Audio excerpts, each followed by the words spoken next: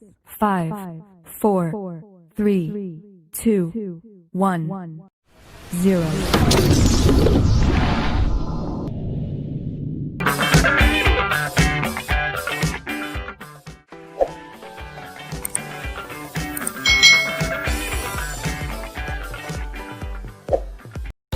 Nah, anak-anak, seperti yang Miss Eka bilang tadi, kita akan melanjutkan ke subtema 2, pembelajaran 2. Jadi, anak-anak tetap perhatikan buku temanya. Jangan lupa catat bagian-bagian yang penting, karena itu nanti bisa kalian gunakan untuk hafalan atau untuk bacaan saat ujian sudah dekat.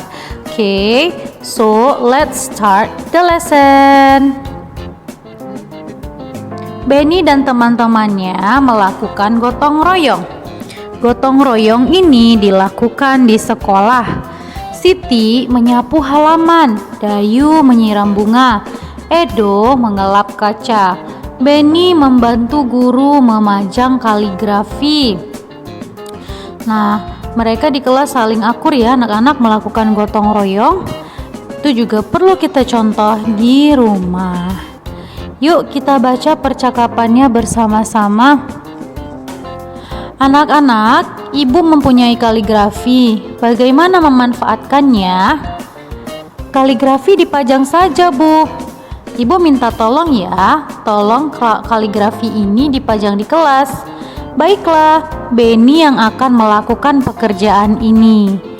Nah, jadi Benny membantu ibu guru untuk memasang kaligrafi anak-anak.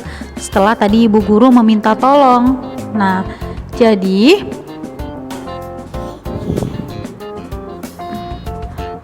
ini ibu mengambilkan sapu, ember, dan kemoceng. Kamu dapat menggunakan untuk kerja gotong royong.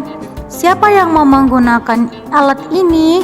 Saya, Bu, kata murid-murid. Wah, murid-muridnya rajin-rajin sekali ya anak-anak.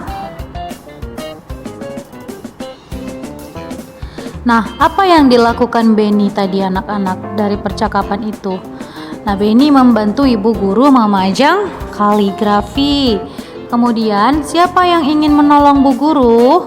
Nah, Benny yang ingin menolong ibu guru ya anak-anak. Lalu sebutkan alat yang digunakan untuk gotong royong. Nah, coba ingat-ingat tadi alat yang dibawa oleh ibu guru. Nah, ada sapu, ember, dan juga kemoceng.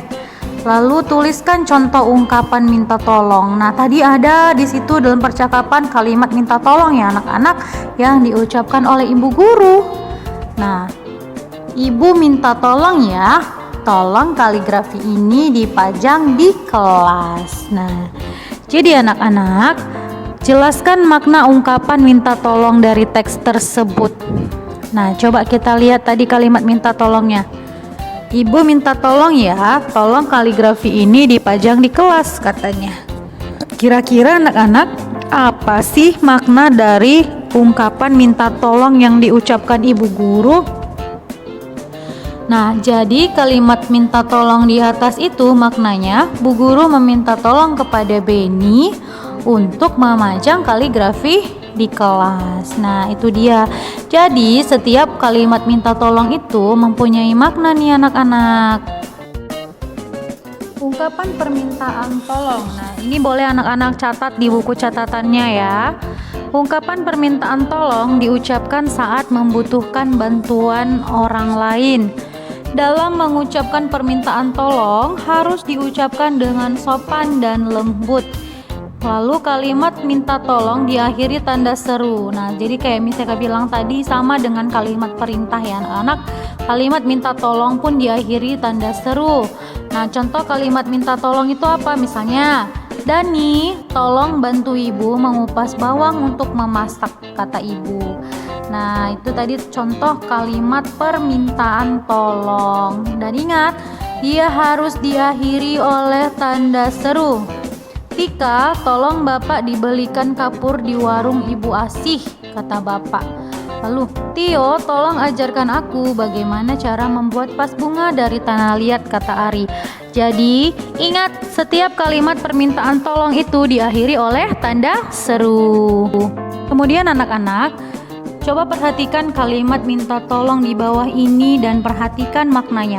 Nah, jadi setiap kalimat minta tolong itu ada maknanya nih anak-anak. Contohnya, Edi tolong ambilkan ibu tempat sampah itu, kata ibu.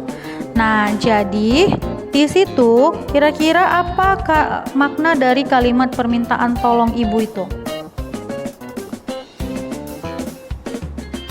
Berarti di sini melalui kalimat itu kita bisa mengetahui makna kalimat minta tolong itu bahwa ibu meminta tolong kepada Benny untuk mengambilkan tempat sampah. Nah, pernahkah kamu melihat kaligrafi anak-anak? Kaligrafi dapat mengingatkanmu kepada Tuhan. Nah, jadi kaligrafi itu adalah berupa gambar yang biasanya berbentuk tulisan Arab nih anak-anak. Nah, mengingat Tuhan dapat juga dilakukan dengan berdoa.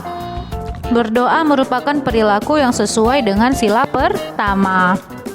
Ingatkan kembali lagi, sila pertama, ketuhanan yang Maha Esa itu disimbolkan dengan lambang bintang. Coba kita lihat gambar di halaman 80.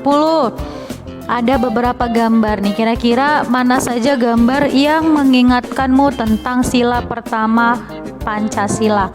Kita lihat number 1, berdoa sebelum belajar, itu merupakan contoh sila pertama Pancasila. Kedua, tolong menolong, itu bukan merupakan contoh sila pertama ya. Gambar ketiga, menghargai teman saat beribadah, itu merupakan contoh pengamalan sila pertama Pancasila. Yang keempat, mengikuti pengajian atau mendengarkan ceramah, itu juga merupakan contoh pengamalan sila Pancasila. Number 5, berdoa bersama keluarga, itu merupakan sila pertama Pancasila. Lalu membaca kitab suci, itu pun juga merupakan sila pertama Pancasila. Nomor 7, berteman dengan teman yang berbeda agama, itu juga merupakan pengamalan sila pertama Pancasila.